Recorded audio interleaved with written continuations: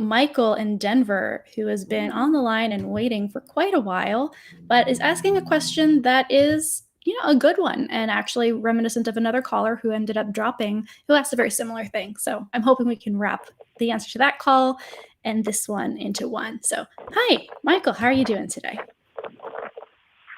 Thanks for taking my call. I really appreciate it. It's the first time I've been on a show like this, so it's pretty exciting. Awesome. Well, welcome. So my question was about mythicism, the Jesus myth theory. When I first started, I used to be a Christian, and I got over the young earth creationist perspective because, in part at least, it's in the minority of scholarly opinion, very, very not very well represented. And so the consensus does not seem to reflect that, evolution is false or whatnot. But it seems like the mythicist perspective is similarly not very well represented in academia, but I find it to be pretty compelling. So I guess it just seems like if I want to be consistent, then I should take the secular historicist perspective. But I don't know, I find the very few scholars who are out there pretty compelling, like Richard Carrier, Robert Price. Right. Good arguments. So I guess I was just wondering what your thoughts were there. Yeah, that is a great question. I've got a couple different ways of approaching this, so we'll run through these super quick. The first thing I want to say is I don't think it matters very much whether or not Jesus did exist. I think that if we granted that he did exist, it's a version of Jesus that is not at all comparable to what Christians think that he was. So even if we were to grant that, it still wouldn't get us any closer to proving that Christianity was true. That said, I do think that we need to be careful when comparing scientific consensus with academic consensus, especially in terms of historical analysis, right? Because the way we get to information on either end of those things is very different. We don't necessarily use the same rigorous scientific method that we use to determine whether or not evolution is accurate that we do to apply to historical documents, right? There are different ways to analyze where something came from, how old it is, tracing data back to its first source when we can.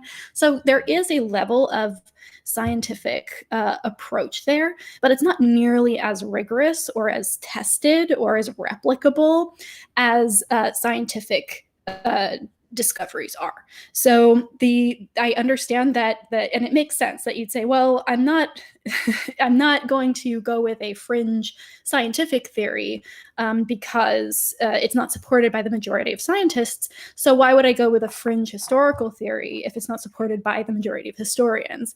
So I get that, and that's a very intellectually honest approach. But we have to keep in mind that there is a difference in terms of the weight of the evidence and what the evidence means and whether or not the evidence has even been evaluated.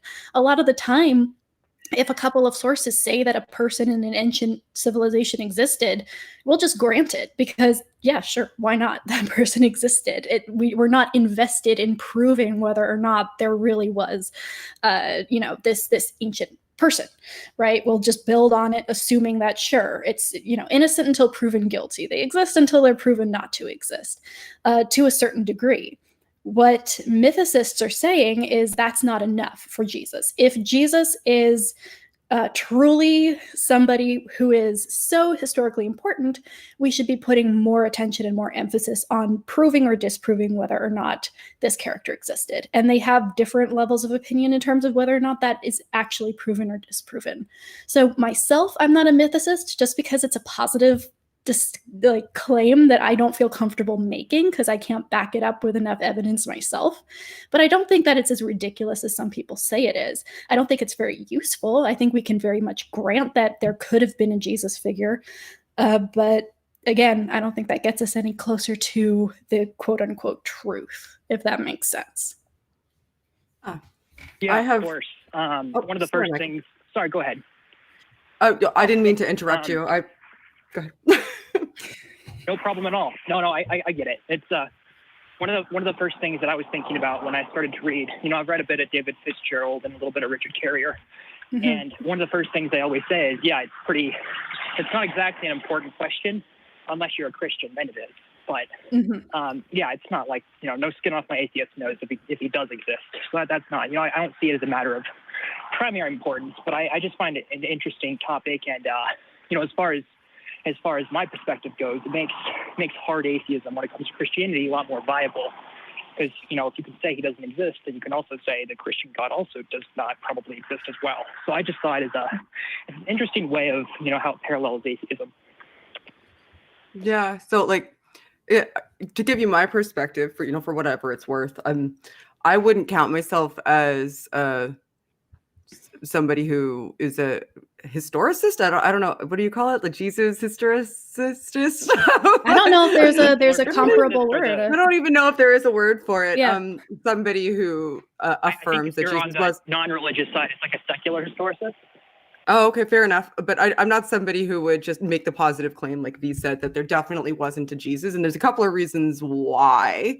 One, there was a bunch of apocalyptic preachers roaming around who were likely named Yeshua because that was a common name at the time. So the likelihood that somebody named Jesus who was Jewish was roaming around that area and was an apocalyptic preacher is high enough that I would say that somebody with that name who generally fits that description potentially existed. Now, I really, really, really, really don't think that the Jesus as he's depicted in the Bible existed in any sort of tangible way. I think if he did exist, he's been mythicized through the stories in order to push a theological perspective to a really high degree. So I don't even really feel as though I need to go so far as to say that Jesus never existed or that somebody named Jesus who was an apocalyptic preacher who claimed to be the son of God never existed in order to reject that the Jesus that's in the Bible as he's depicted didn't exist as he was depicted in the Bible and that he was mythicized. So I'm not sure if that puts me in line with them, but I think that what you're doing is really important is actually looking into it. A lot of people look at people who talk about historicity, like Richard Carrier, for example, and other people who lay out the history surrounding their perspectives on Jesus and immediately discount them because they're in the minority. And it's really important to actually analyze what they're saying and how they get to the conclusions that they've come to and why other people differ, and to really measure how it's an exercise in measuring how we affirm anything in history and what methodologies that we use to do so. So I enjoy that people are engaging in attempting to establish the historicity of Jesus or to prove that he didn't exist in history, because we're looking at more and better ways to analyze history by just engaging in the exercise. So I don't have a problem with it, really. I don't feel like it needs to be strongly adhered to or strongly fought to be an atheist, though. I think that there's all kinds of myriad other reasons to not be a Christian, personally. Right. There is no accepted stance on Jesus's historicity in order to be a good atheist. No. Well, this is just something that I thought would be, just for me personally, how I get there would be the way I would do it.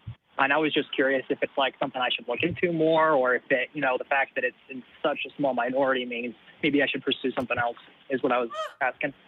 Look into what interests you. Yeah. If nothing else, it'll show you how people come to differing perspectives when looking at the same information, and inform you a little bit more on what you see as a good methodology to come to those conclusions, so that when you're presented with information in the future, you can juxtapose the experience onto your approach to new information. Never have enough knowledge. Of course. Yeah. All right. Well, that makes sense. Thank you. Yeah. Thank you so much for calling in, Michael. It's a good question. Fun to talk about too. Yeah. I appreciate you giving me your time. Yeah. Good first call-in show experience for me. Hey, awesome. Call in again. Absolutely. Awesome. The crew told me not to move, and I've been everywhere, so I can just me as the show's coming to an end.